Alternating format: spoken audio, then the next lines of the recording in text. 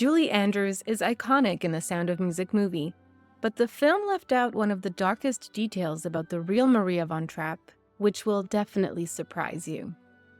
Maria von Trapp was a nun, a singer, a mother and a refugee, and the inspiration for the Sound of Music movie. The life of von Trapp was heroic, shocking, tragic, and almost unbelievable.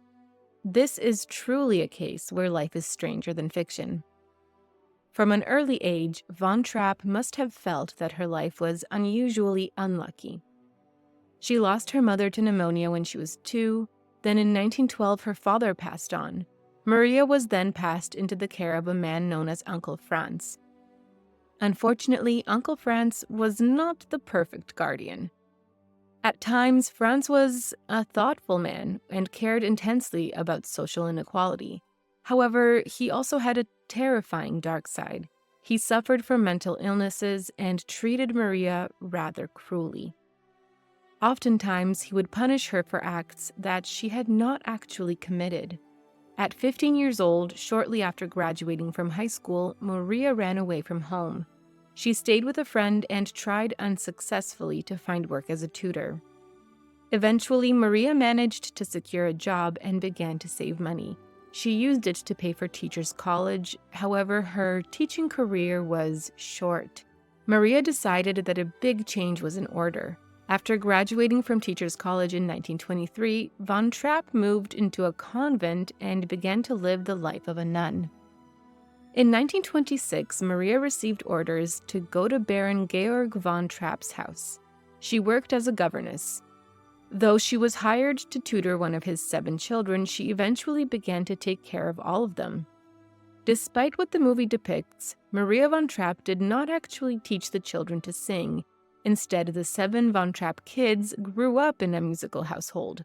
The Baron did not have anything against the children singing.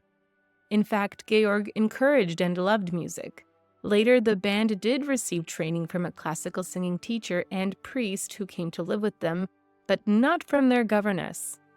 Not long after she came to his house, Baron von Trapp shocked Maria right to her core. To her complete surprise, he proposed to her. Von Trapp was 25 years older than Maria. She was confused and scared, and she ran back to the convent. After a crisis of faith and a little prompting from her convent, the nun-to-be chose to marry the Baron. However, there was a minor catch in this unusual love story. Maria von Trapp has said that she did not initially love the Baron. She did, however, love his children deeply. Effectively, she married into the von Trapp family so that she could be a mother to the children. Her love for her husband developed as years passed. Once it did, she said that it grew into a true and all-encompassing love. Even though Maria was not taken by her groom in the beginning, the former nun's new husband was quite a catch. Von Trapp was a decorated submarine captain and a national hero. He was an officer in the Imperial and Royal Austro-Hungarian Navy and received a number of awards and medals for his service. In fact, he was actually knighted and also received the highest military honor in the nation. The Baron was also quite wealthy, but most of the Baron's money actually came from an inheritance from his first wife. Before he was married to Maria, Georg was married to a woman who contracted scarlet fever and did not survive. Prior to this tragic event, his wife collected a very sizable inheritance. Before their singing careers, the von Trapps lived off of this money. There is a tragic link between Maria and her husband's first wife. On a family hike, the von Trapps took a much-needed rest at a farmer's house, but there was a dark twist to the innocent encounter. What they didn't know was that the farmer's family had scarlet fever. Maria and 2 of the children contracted the deadly illness. The children recovered, but Maria was left with serious complications and lifelong kidney problems. Despite the Baron being a rich and famous man, when Maria met him, the family soon fell on hard times, like much of the world during the 1930s. The whole country was in crisis. Due to financial hardship, the family dismissed the many servants that kept the von Trapp estate running. The family moved into the top floor of their house and rented out the rest. In 1938, the Germans annexed Austria. Like the rest of the country, the von Trapps were forced to live under authoritarian rule. Georg von Trapp was offered a respectable position in the Navy, which was tempting because of their financial situation. However, he was ideologically opposed to the government and refused. This put the family in a very precarious situation. Life under German rule was not easy. Though the von Trapps were not an oppressed family, the children found themselves in an increasingly hostile school environment. They regularly witnessed serious acts of hatred toward Jewish classmates. Austria was becoming a very dangerous place. One day, the famous soprano Lottie Lehmann heard the von Trapp family singing. She invited them to take part in a music festival. The family ended up winning a big prize. They decided to try their luck on the circuit and began to perform as a group at concerts. They were highly successful. As a result, the Austrian chancellor invited them to perform in Vienna. The von Trapps were becoming quite famous in Austria. Soon, they would make their way to Germany. In 1938, the family took a trip to Munich. Von Trapp and her family happened upon the Führer in a restaurant. Apparently, they came across the leader of the Third Reich at the dinner table. Little is known about this meeting. However, given the family's position on the Führer, it can be assumed that it wasn't a particularly pleasant experience for them. Soon after, the struggling family choir received a really big invitation, but there was a disturbing dark side to it. The invitation was not one that they had hoped for. Adolf Hitler invited the von Trapps to perform for him personally. Unsurprisingly, the family refused the problematic invitation. It is likely that this refusal became one of the major driving forces behind their next life-altering move. The mid-1930s were not a good time for anyone in Austria. In the end, the von Trapp family decided to flee their home country. It wasn't like the movie depiction, however, and the family did not escape in the dead of the night after a concert. Instead, they simply took a train to Italy, much less dramatic but still incredibly brave. After the family left, the von Trapp estate in Austria took on a new sinister purpose. Instead of housing a wholesome family choir, the estate became the new headquarters for Heinrich Himmler, one of the highest-ranking members of the Nazi Party. It even had a special room designed to host the Führer when he visited Austria.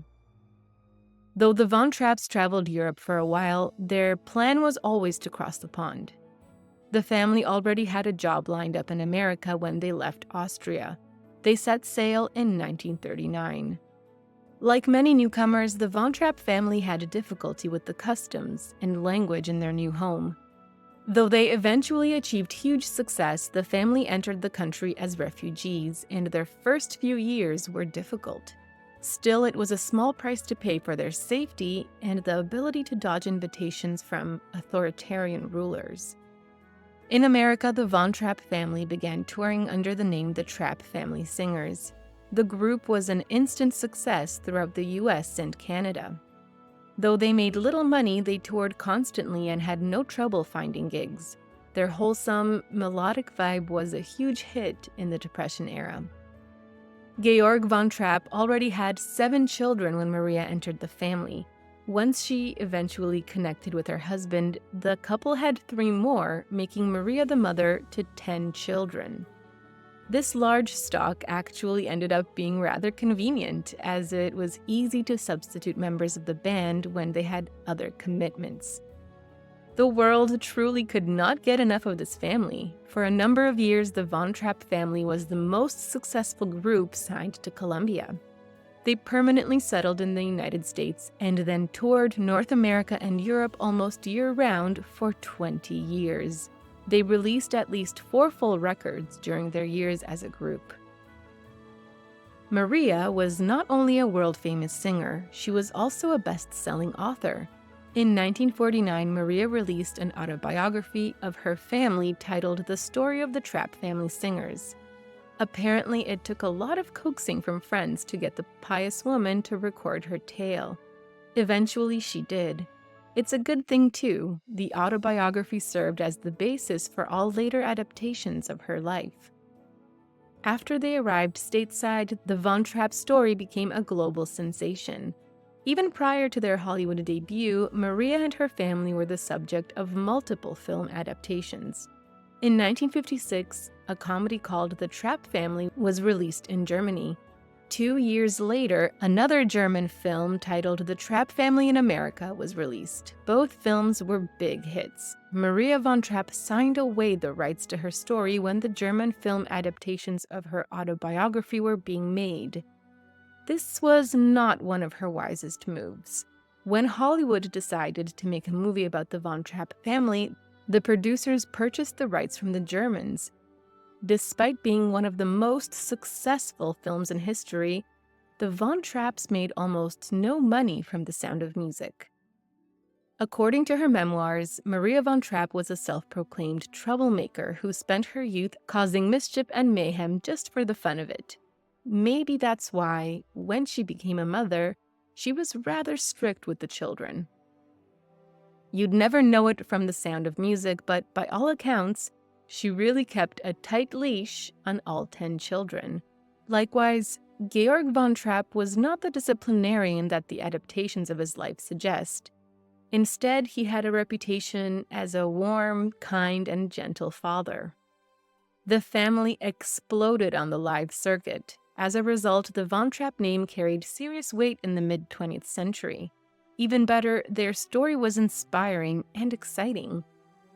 Even before Hollywood decided to adapt the Trapp story for the big screen, The Sound of Music appeared as a Broadway play starring the incredible Mary Martin. Maria von Trapp and her family are the real-life story behind The Sound of Music. This film was actually an adaptation of the Broadway play, which was itself an adaptation from Maria's autobiography. The classic really cemented the Trapp family's place in the history books. The iconic Julie Andrews was not always slated to be the star of The Sound of Music. In fact, prior to her selection, producers were considering other actresses for the role of Maria, the loving governess turned mother. When casting, filmmakers strongly considered Doris Day and Audrey Hepburn for the roles. Other possibilities included Grace Kelly and Shirley Jones. The Sound of Music was a major success in America. However, in Austria, it was a flop. The Austrian audiences did not like the stereotypical, Americanized version of their country that appeared on screen. Apparently, even the songs were not authentic Austrian songs. In contrast, the Von Trapp family itself was still widely popular in Austria. Maria liked the cinematography, but thought that the American film was entirely inaccurate. Not only did she take issues with the course of events and geographical errors, she took particular issue with her own depiction on screen. But not for the inaccuracies or any other reasons you'd expect. Her own life had been wild and untamed in her early years, she said, and the on-screen depiction of her was far too ladylike. The Von Trapp family might have had an exciting and fascinating life. However, that was apparently not enough. Producers dramatically changed the family for the film. For the sake of cinema, the oldest Von Trapp child, Rupert, was removed from the family. Filmmakers created the character Liesel to replace him. She had a well-known love story with a young German officer.